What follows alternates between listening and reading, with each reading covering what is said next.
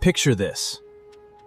You open your credit card statement, and there it is in tiny gray print. Minimum payment due, $35.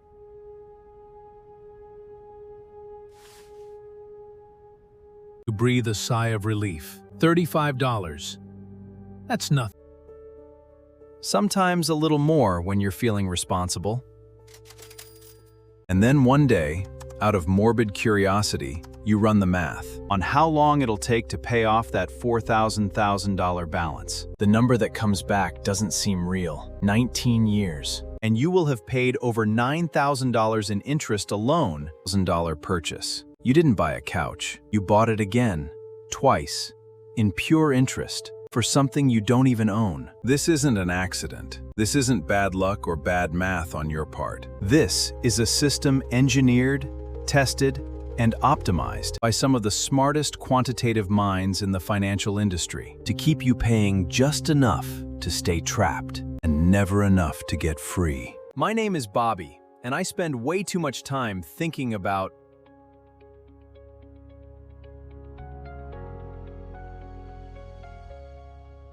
the invisible mechanics that keep ordinary people stuck financially, while looking, on paper, like they're doing everything right. If you've ever felt like you're handling your debt, you never miss a payment, but your balance never. This video is going to change how you see every credit card statement. Make sure to hit that subscribe button and give this a thumbs up. Here's the thing about the minimum payment. It feels like a mercy. It feels like the bank saying, "We know times are tough. Just pay what you can." The minimum payment isn't there to help you. It's there to maximize how long you stay in debt. Your payment low enough that you never feel enough pain to fix it.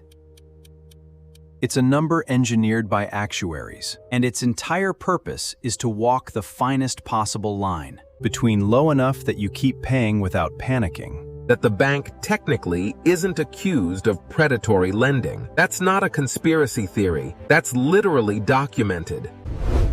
Credit card companies use formulas. Historically, 1 to 3% of your balance.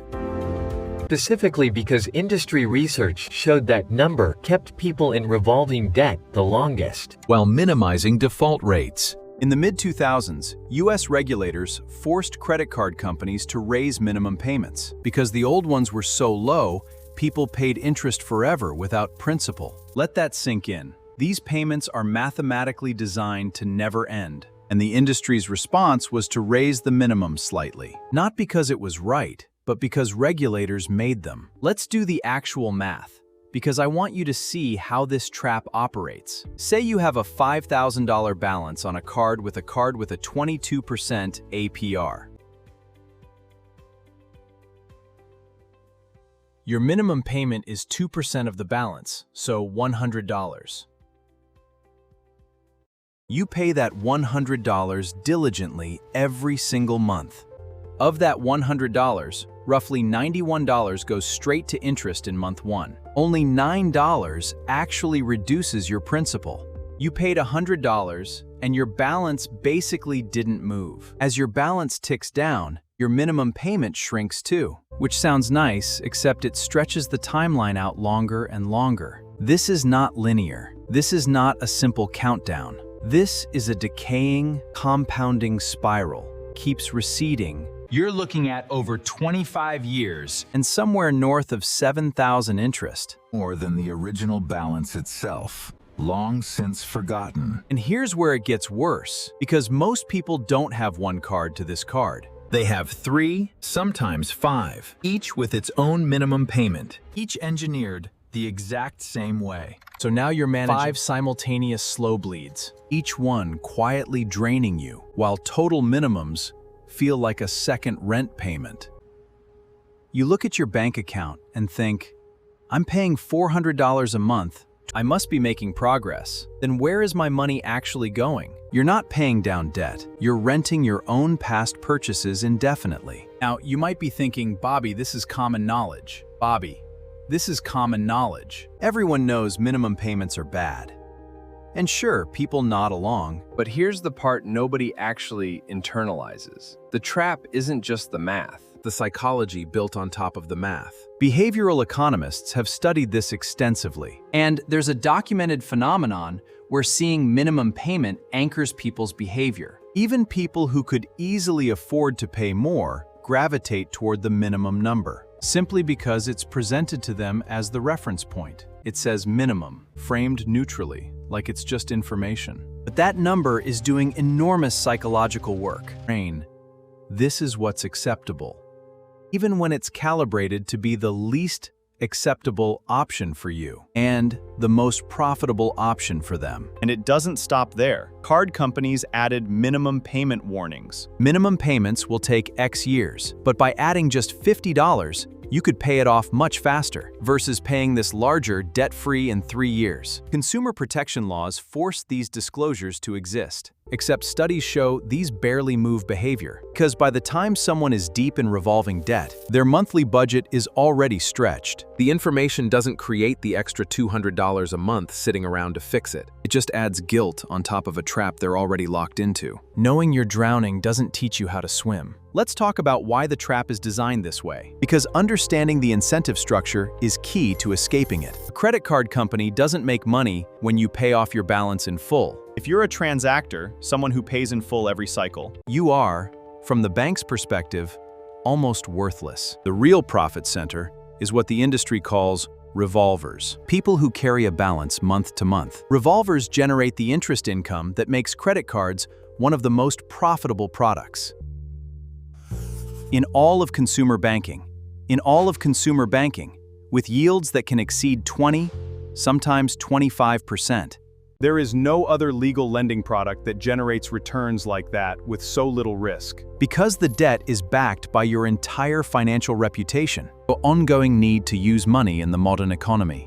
The minimum payment formula exists to manufacture and preserve revolvers. It is not a customer service feature. It is a retention mechanism For the bank's most profitable customer segment. And you are that segment. So how do you actually get out? Because I promised this wouldn't just make you angry and leave you there. The first thing you have to do is mentally reclassify what a minimum payment is. It is an offer to remain in debt indefinitely, at a price that benefits the lender. Once you see it that way, your entire strategy changes. The real fix has 2 layers, and most people only hear about one. The first layer is tactical. Attack the actual math. This is where the debate between debt snowball and debt avalanche comes in. Method.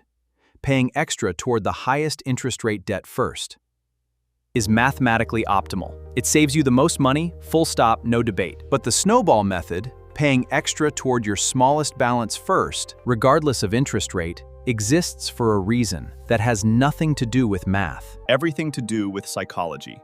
Remember, the entire minimum payment trap exploits human psychology. To make you feel like you're doing enough when you're not. The snowball method fights fire with fire. It gives you a fast, visible win, an entire debt eliminated, which creates the motivational momentum most people need. Actually stick with an aggressive payoff plan for years, instead of quietly sliding back to minimums after month 3. If you have the discipline of a machine, use the avalanche. If you're a human being who needs proof this is working, The snowball's psychological win is worth more than the marginal interest savings, because a plan you abandon saves you nothing. The second layer, and almost nobody talks about this, is refusing to let your payment shrink as your balance shrinks.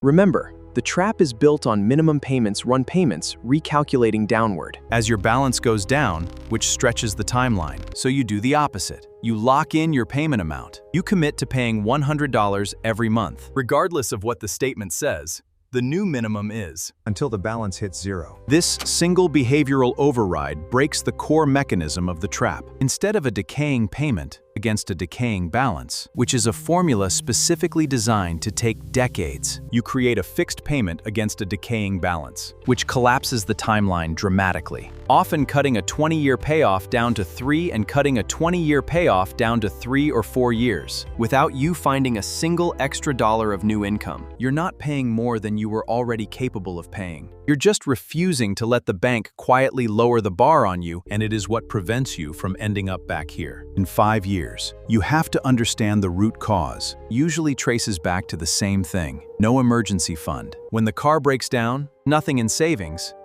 the credit card becomes the emergency fund.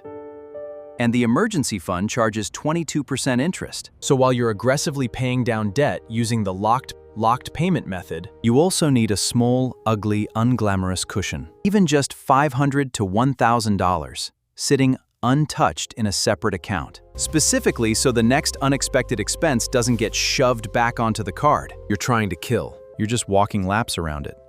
I want to leave you with this. The financial industry spends enormous resources studying exactly how much pain a person can absorb before they change their behavior, and then engineers products to sit just below that threshold. The minimum payment is the purest example of that engineering. In the entire consumer economy, it's not a mistake that it feels manageable. It's not a coincidence that it never seems to move the needle.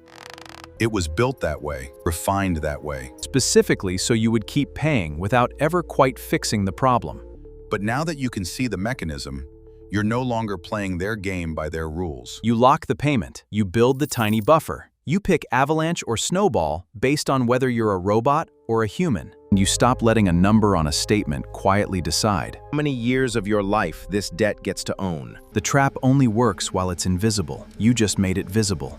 If this video helped you see your statement differently, smash that like button and subscribe. Because we're going to keep exposing the traps nobody explains to you. Until you have the tools to walk right out of every single one of them.